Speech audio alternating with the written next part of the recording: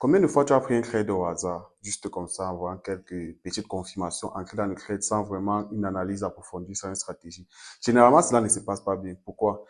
Parce que vous n'utilisez pas un plan de trading. Trader sans un plan de trading, c'est comme aller à une destination inconnue sans le GPS.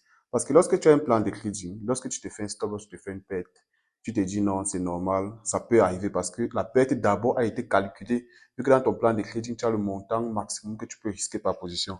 Donc lorsque tu te fais un stop loss, tu te dis non, c'est normal. Et ça peut arriver. Donc tu te fais la deuxième entrée. Pourtant, lorsque tu n'as pas un plan de trading, comme je disais, c'est comme aller quelque part sans GPS. Lorsque tu rates la route, qu'est-ce qui va se passer? Tu vas continuer à aller sans jamais arriver à destination. Et qu'est-ce qui va finir? Ton carburant qui correspond ici au capital en trading. Donc, lorsque tu as un plan de trading, quand je te fais un stop loss, c'est tout à fait normal. Tu essaies de prendre une deuxième entrée, troisième entrée pour récupérer ton capital. Pourtant, lorsque tu crées sans plan de trading, généralement, qu'est-ce qui se passe? Dès que tu fais un premier stop loss, ton capital est fini. Et quand je parle de plan de trading, je mets quoi dedans? Je mets la stratégie, la perte maximale journalière. Ça, c'est le plus important. Donc, si tu as un capital de 100 dollars, tu peux dire que oui, ma perte maximale journalière sur ce capital, c'est 20 dollars.